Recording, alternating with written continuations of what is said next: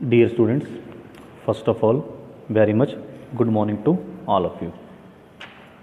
हमारा जो यूनिट शुरू हुआ हो चुका है, हो रहा है, और जिसकी ऑलरेडी हम 2-3 वीडियो बना चुके हैं, वो है फाइनेंशियल मैनेजमेंट। फाइनेंशियल मैनेजमेंट में हम basically concept of financial management हम स्टडी कर चुके हैं, डिस्कस कर चुके हैं। Investing decisions and factor affecting investing decisions वो टॉपिक डिस्कस कर चुके हैं। Financing decisions and factor affecting financing decisions वो टॉपिक हम डिस्कस कर चुके हैं। आज जो नेक्स्ट टॉपिक है that is called dividend decision. Mean to से जो फाइनेंस मैनेजर को, फाइनेंशियल मैनेजमेंट को जो मेन 3 डिसीजन के ऊपर फोकस रखना पड़ता है, उसमें जो आज थर्ड डिसीजन है डिविडेंड डिसीजन, उसको हम डिस्कस करेंगे। डिविडेंड डिसीजन को डिटेल में डिस्कस करने से पहले तो मैं आपको जस्ट मीनिंग ऑफ डिविडेंड बता देता हूँ। डिविडेंड होता क्या है?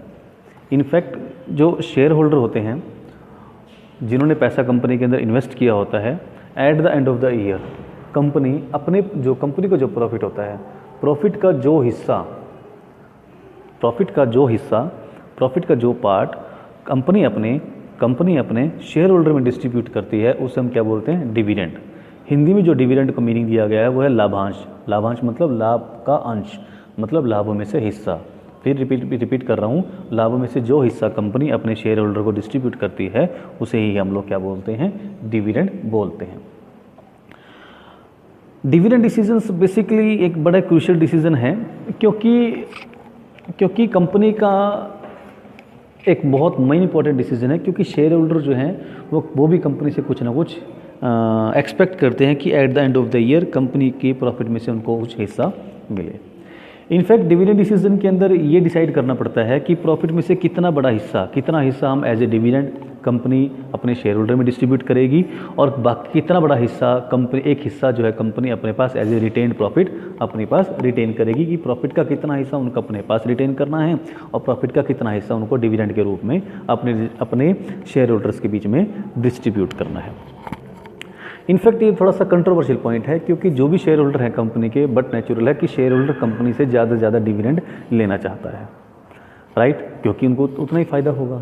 लेकिन इसके अगेंस्ट अगर हम बात करें, इसी चीज़ का दूसरा हम एस्पेक्ट देखें, तो वहाँ पे क्या है कि कंपनी अपने प्रॉफिट्स को ज़्यादा से ज़्यादा अपने पास रिटेन करना चाहेगी, ज़्यादा से ज़्यादा अपने पास मेंटेन करना चाहेगी, क्योंकि कंपनी को अपने फ्यूचर में जो फाइनेंस की नीड्स हैं वो रिटेन प्रॉफिट से पूरी की जा सकती हैं।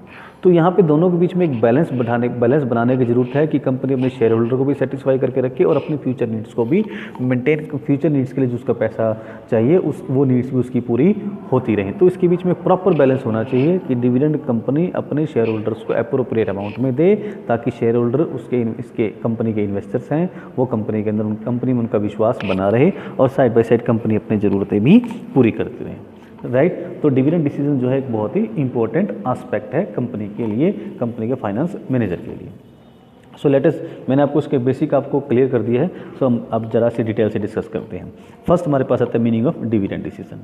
It refers to the determination of how much part of the earning should be distributed among the shareholders by the way of dividend and how much should be retained for meeting future needs as retained earning. Generally, shareholder wants that they should get the maximum dividend, and the managers want that the maximum amount of money should be kept to fulfill future needs of the business.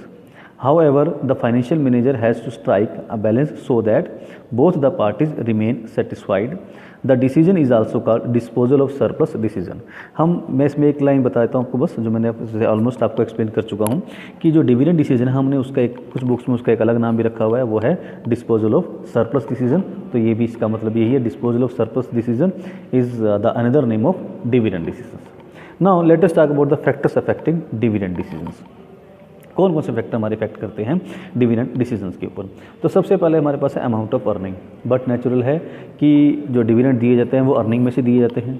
अगर किसी company की ज़्यादा earning है, बहुत अच्छे reserves पड़े हैं, profits के अंदर रिजर्व्स बहुत ज़्यादा पड़े हैं, तो कंपनी बड़े आराम से ज़्यादा amount, high amount of dividend भी दे सकती है। और अगर कंपनी के पास प्रॉफिट्स कम है, रिजर्व्स कम है, तो वो नेचुरल है कि डिविडेंड भी कम ही देने की पोजीशन में होगी।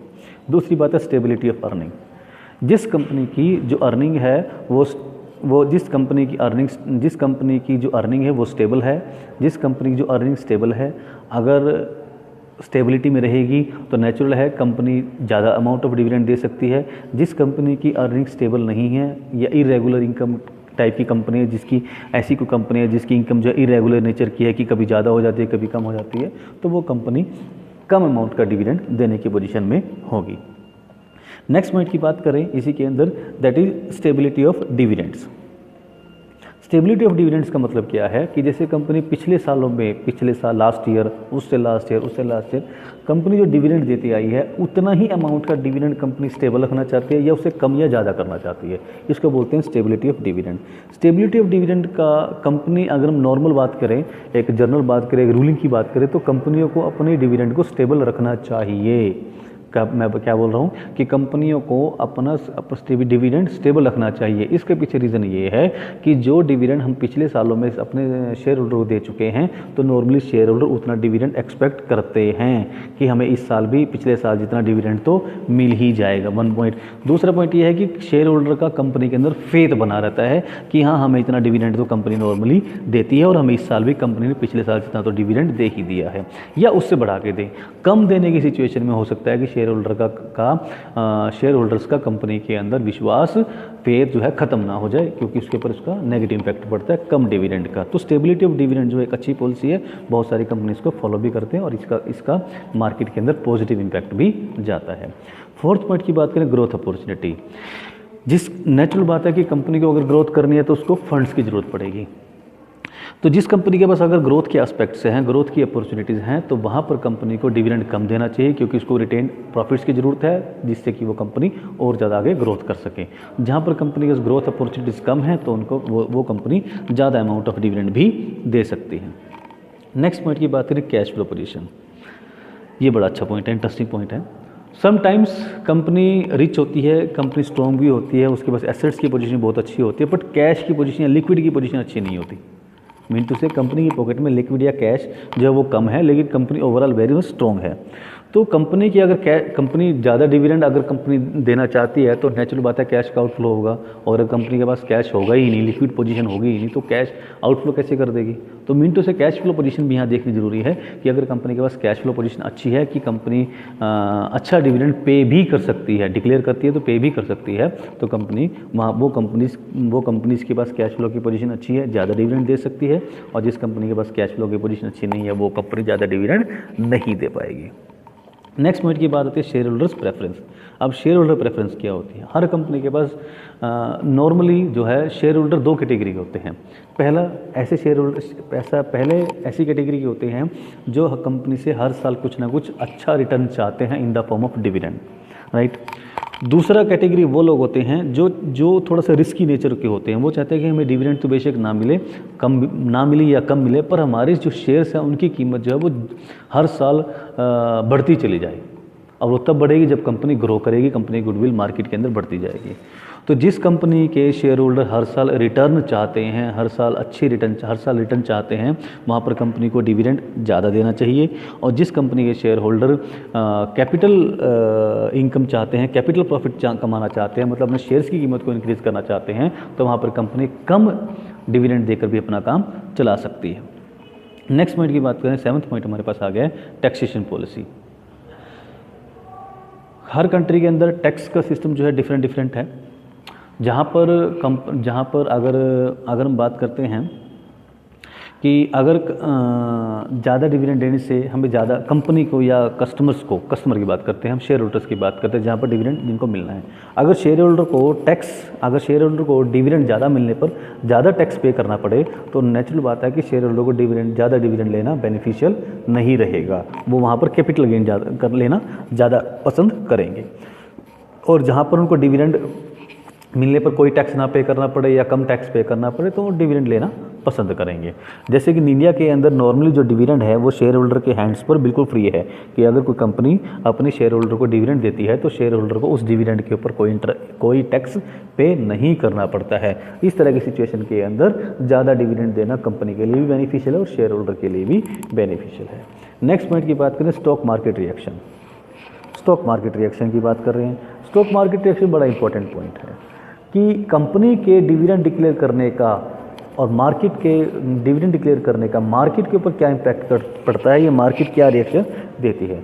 मान लीजिए जैसे ही मान लीजिए कोई कंपनी थोड़ा सा डिविडेंड ज़्यादा डिक्लेयर कर दे, मतलब पिछले साल कंपनी ने 5 रुपीज़ पर शेयर का डिविडेंड डिक्लेयर किया और इस साल कंपनी क्या करती है 6 रुपीज़ पर शेयर का डिविडेंड डिक्लेयर करती है, सिर्फ उसने 1 रुपये पर शेयर डिविडेंड इंक्रीज़ करके डिक्लेयर करती है, और कंपनी मार्केट जो स्टॉक मार्केट है वो एकदम से ब्राइट हो जाती है और एक अच्छा रिएक्शन देती है और उसके शेयर की कीमत एकदम से बढ़ जाती है, कंपनी के शेयर की कीमत मार्केट के अंदर एकदम से बढ़ जाती है, इंक्रीज हो जाती है। तो अगर इस तरह के सेंसिटिव मार्केट है कि कंपनी सिर्फ थोड़ा सा इंक्रीज़ करके, थोड़ा सा अगर कंपनी जो थोड़ा सा इंक्रीज़ करती है अपने डिविडेंड में तो रिएक्शन बहुत अच्छा आता है, और अगर कंपनी थोड़ा सा डिक्रीज़ करती है अपने डिविडेंड में तो रिएक्शन बड़ा ही तेज़ आता है और एकदम वर्स इफेक्ट पड़ता है। तो कंपनी को हमेशा डिविडेंड डिक्लेयर करते रहना चाहिए और कोशिश करनी चाहिए कि कुछ परसेंटेज वो इंक्रीज़ करके डिविडेंड अपने शेयर होल्डर्स को दे। नेक्स्ट पॉइंट की बात करते हैं access to capital market. Access to capital market से मतलब ये है कि अगर कंपनी को जब भी पैसे की ज़रूरत पड़े तो कैपिटल मार्केट से कंपनी ईजिली पैसा अरेंज कर सकती है, फंड्स रेज कर सकती है, तो कंपनी को कोई परेशानी नहीं होगी अपने डिविडेंड डिक्लेयर करने में। और अगर कंपनी को एकदम से कैपिटल मार्केट से पैसे नहीं मिलते तो कंपनी वहाँ पर डिविडेंड डिक्लेयर करते हुए हेजिटेशन करेगी। नेक्स्ट पॉइंट की बात करते हैं लीगल कंस्टेंट्स। लीगल कंस्टेंट्स क्या हैं कि हमारा जो इंडियन कंपनी लॉ एक्ट है, कंपनी लॉ एक्ट ये कहता है कि कोई भी कंपनी अपनी पेड अप कैपिटल में से डिविडेंड डिक्लेयर नहीं कर सकती। वो एक कंपनी केवल अपनी करंट की इनकम में से, करंट की अर्निंग में से एंड पास्ट ईयर्स के रिजर्व में से ही अपनी डिविडेंड डिक्लेयर कर सकती है। तो कुछ इस तरह के कॉन्स्टेंट्स है जो कि फॉलो करने पड़ेंगे हर एक कंपनी को while distributing the dividends to the shareholders. Next point की बात है कॉन्ट्रैक्चुअल कंस्टेंट्स। कॉन्ट्रैक्चुअल कंस्टेंट्स से मतलब क्या है कि कंपनी डेफिनेटली कंपनी चलाने के लिए कंपनी के जो मैनेजर्स हैं वो कॉन्ट्रैक्ट्स करते हैं और कॉन्ट्रैक्ट्स वेरियस कॉन्ट्रैक्ट्स के अंदर उनको कुछ पेमेंट्स भी करनी पड़ती है। तो नेचुरल बात है कि अगर कंपनी डिविडेंड पे कर देती है शेयर होल्डर को तो उनके पास कैश जो है वो कम हो जाएगा, कैश कम हो जाएगा तो डेफिनेट बात है कि अपने कॉन्ट्रैक्ट्स की पेमेंट हो सकता है कंपनी ऑन टाइम ना कर पाए या डिले करनी पड़े। तो अगर कंपनी ने कुछ ऐसे कॉन्ट्रैक्ट्स कर रखे हैं पेमेंट्स के तो कंपनी को उन पेमेंट को भी ध्यान में रखनी पड़ेगी while distributing dividends to their shareholders. So these were all about the 11 factors which will affect the dividend policy or dividend decision of a company. Hopefully आपको ये सभी समझ में आए होंगे और अच्छे भी लगे होंगे। At last I thanks to all of you. Thank you.